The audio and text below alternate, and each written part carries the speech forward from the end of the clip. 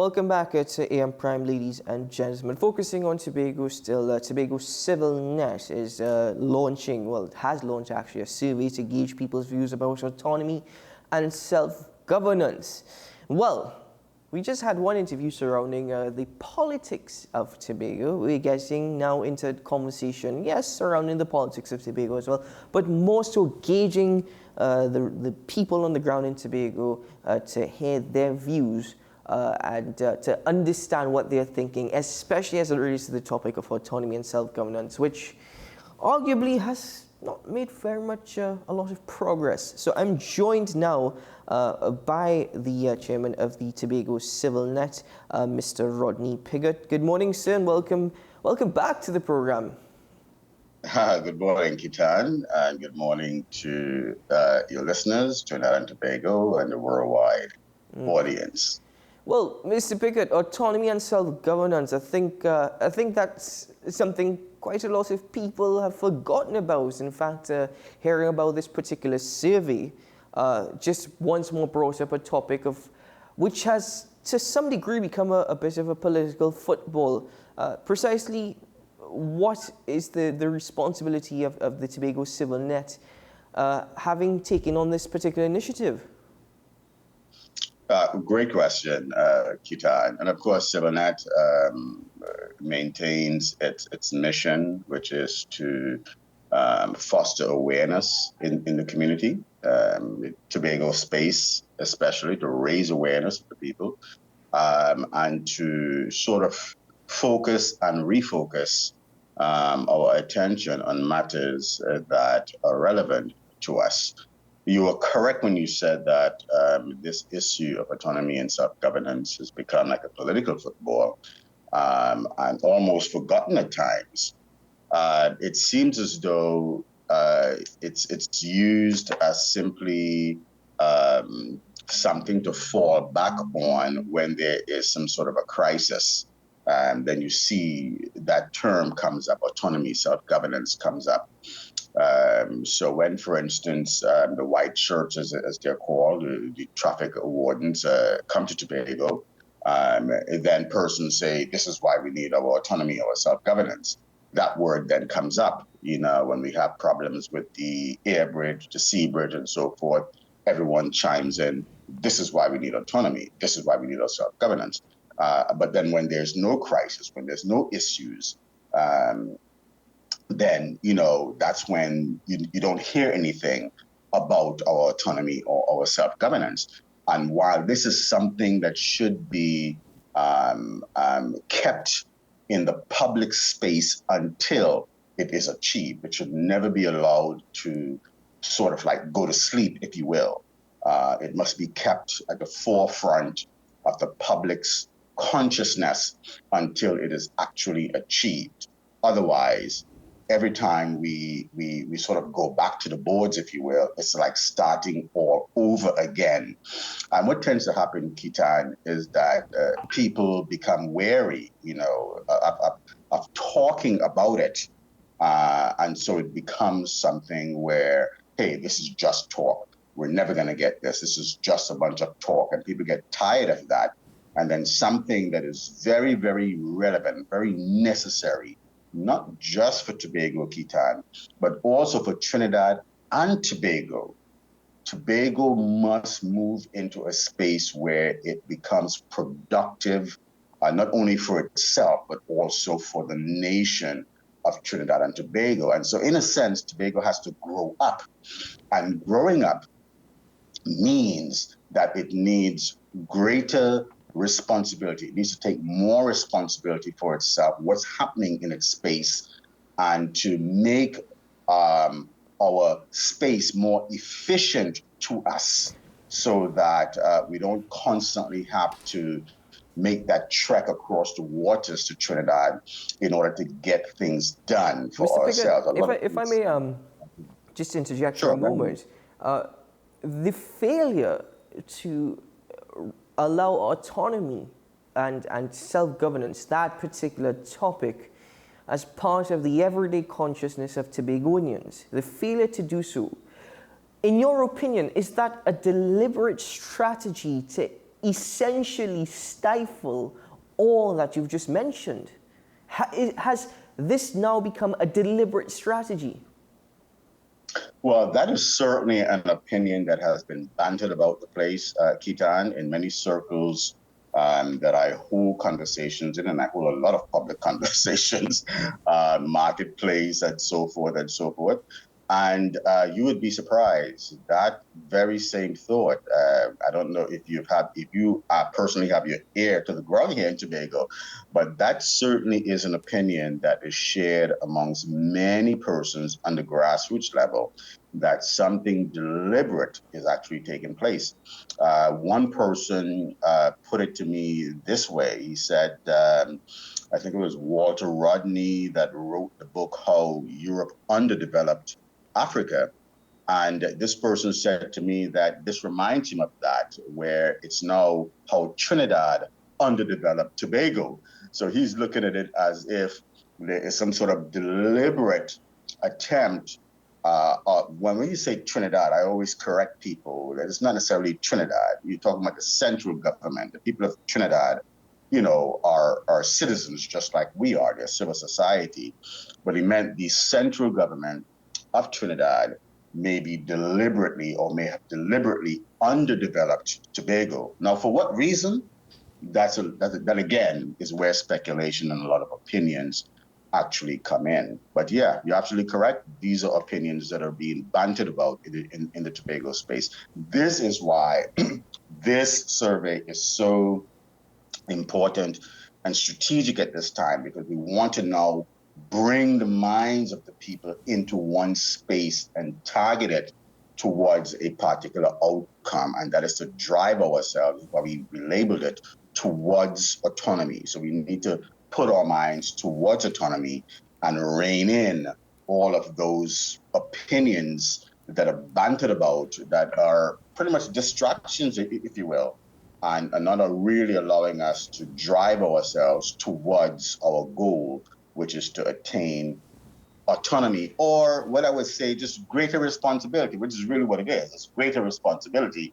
We tend to use the word autonomy, and we kind of went along with that because that's the word that's in the space at this time, and we didn't want to distract people from that particular goal. But what we're really talking about, Titan, is greater responsibility for Tobago to literally grow up and to be able to contribute more to its sustenance, and therefore maybe take some burden off of the central government of Trinidad and Tobago for managing the affairs of Tobago, that Tobago can in fact manage for itself. Mr. Piggott, I've often asked this question. I have not, up until this point, received a satisfactory answer or response. This survey is being conducted to gauge people on the ground in Tobago about their thoughts on autonomy and self-governance. However, in order for us to have a true understanding, we must first recognize or realize whether or not Tobagonians truly understand what autonomy and self-governance is. Is that also a part of the issue, perhaps the lack of education, the lack of awareness and understanding of autonomy and self-governance and what it entails? You're absolutely correct again, Keaton. You've certainly done your homework here. I don't know if you've actually looked through the survey yourself. But yes, we did take that into consideration. We looked at that very sharply. We understand that there is a level of non-awareness of what's really going on in the space when it comes to autonomy, that there is a cadre, if you will, of persons who may not have a full understanding and are simply just being swept along.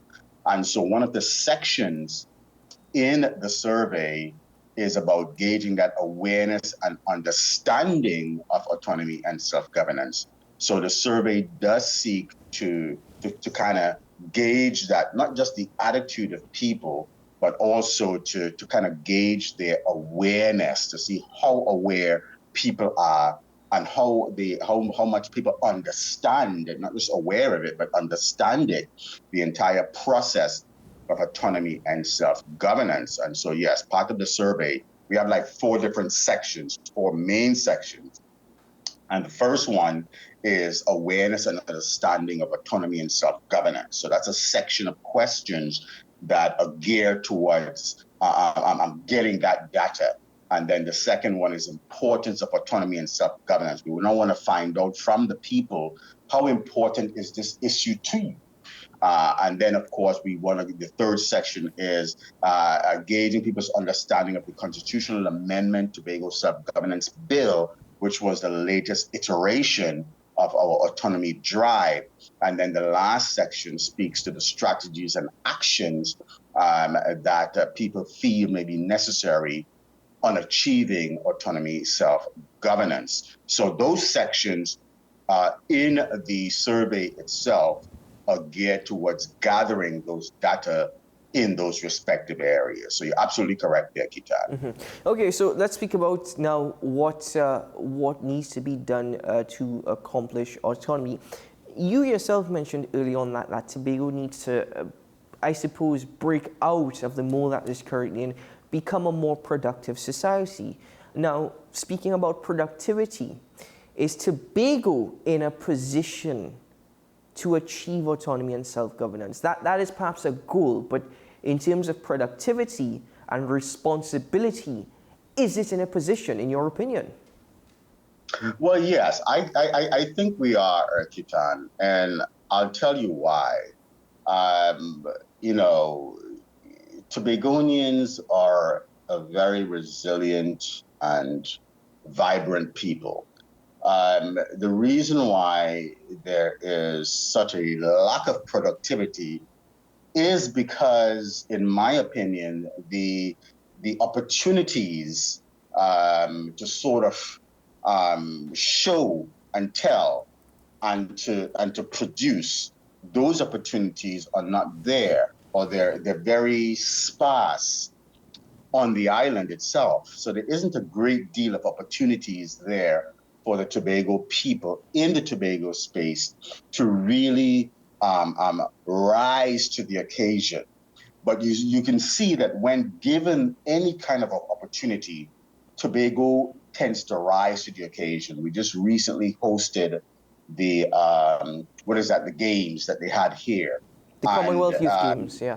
Right, and you can see that in a very short space of time, the grounds were prepared, grounds were ready, all of the things that was needed to promote that and make that a success, those things were put in place. It's Tobagonians that actually rose to the occasion because they were now given an opportunity to show what we can do and what we know and so forth, and how capable we are of producing. And we did that. And you can see in different areas, one of the things that's very, prolific here is a lot of like shows and concerts and things of that nature. And when those things are put on, you can see the grand scale in which we do things. So we have the talent here in Tobago. As a matter of fact, we were probably just resplendent with talent here in Tobago. So much talent that there isn't enough opportunities for those talents to actually find a space. Unlike Trinidad, which Trinidad is the largest space, much more cosmopolitan, and has a great deal of opportunities from private enterprise opportunities, not just government-sponsored opportunity, as opposed to Tobago, where most of the opportunities are government-sponsored opportunities. And so that's the vast difference there. And so Tobago needs to now be put in a space where it can, take the roof off, if you will, and allow Tobago to grow up and grow towards the sun. And that will be better, not just for Tobago, Kitan, but also for Trinidad and Tobago. Mr. Piggott, how critical or how crucial is a cordial relationship? Because we've seen it in the past with an administration in Tobago that branch in Trinidad has been in central government and has spoken about autonomy and achieving autonomy. We're now seeing a separation between Trinidad and Tobago in terms of political parties.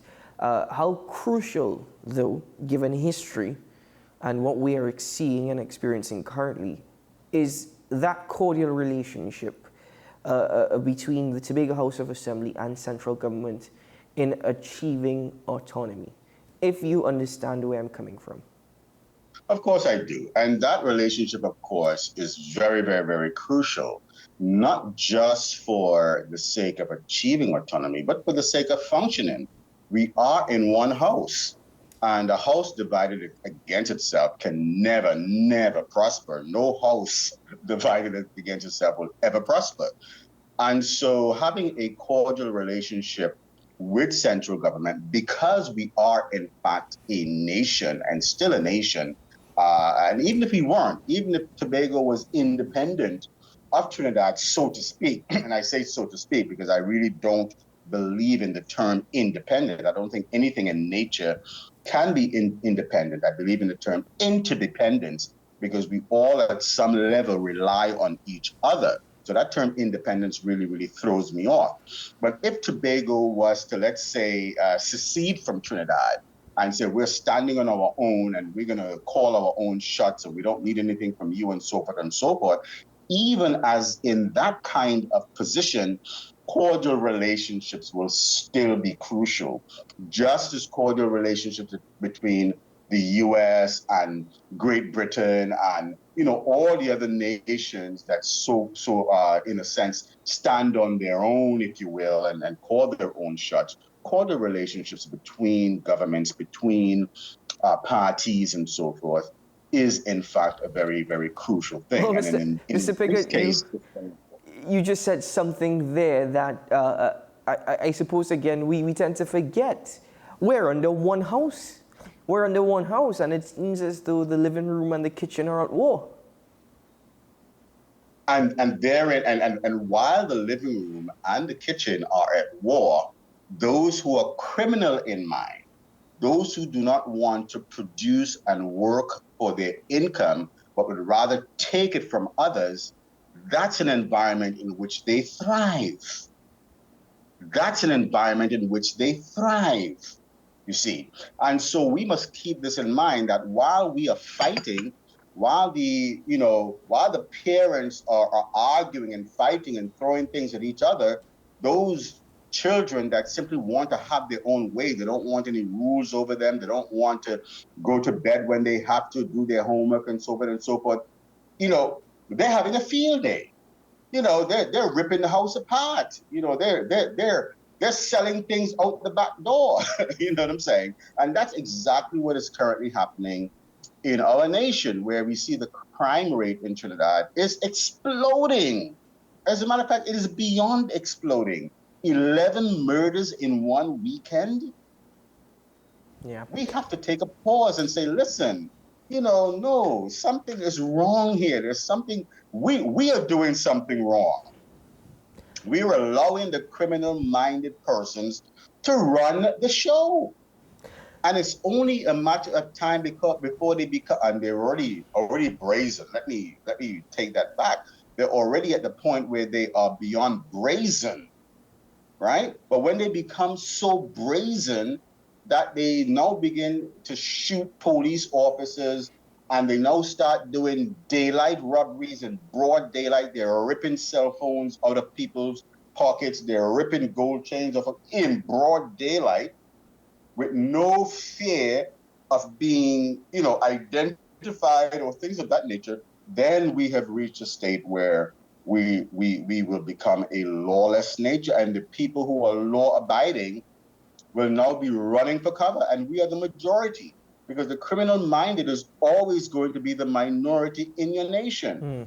And the majority now will be hiding behind barred windows and barred doors, afraid to come out of the house. And when everybody gets guns and things of that nature and start standing their grounds, then fear rules.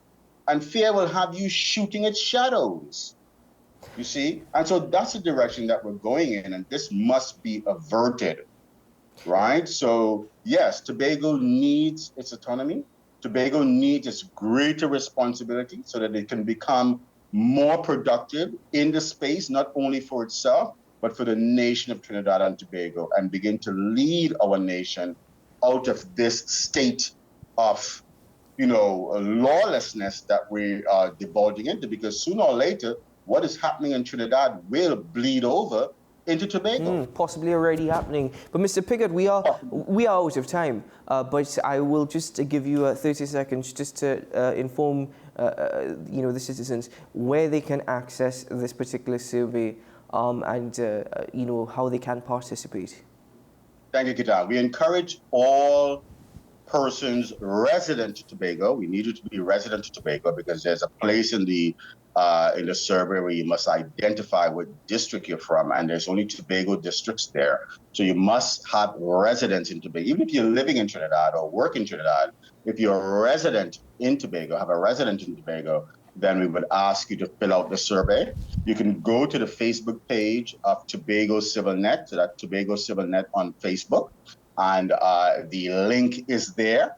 You can call me directly, Rodney Piggott, at 323-1958. I'll be happy to share the link with you. You can send an email to tobagocivilnet@gmail.com, just like it's spelled, tobagocivilnet@gmail.com, and we'll be happy to share the survey link with you. But we encourage all Tobagonians to please take the survey so that we can now raise our awareness and kind of get an understanding, if you will, of what our overall attitude is towards autonomy. Is it something that is important to us, or do we just want to forget about it and just stay where we are as a people? So I suspect that it's important to us, and if it is, let us know that so that we can now take the next step to drive conversations towards that level. Thank you very much, Kitan, and thank you, Wesn, for this opportunity. Thank you very much, sir. It's always a pleasure speaking to you, and looking forward to the conversation where we dissect and analyze the findings of that survey. But until then, sir, keep well and all the best to you and the rest of the team. And to all Tobagonians who are watching the program this morning, you have an opportunity to share your thoughts and opinions.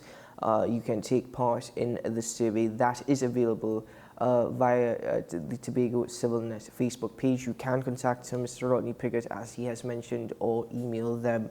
But ladies and gentlemen, that's it this morning for AM Prime. And thank you very much to our guests for their contributions to the discussions.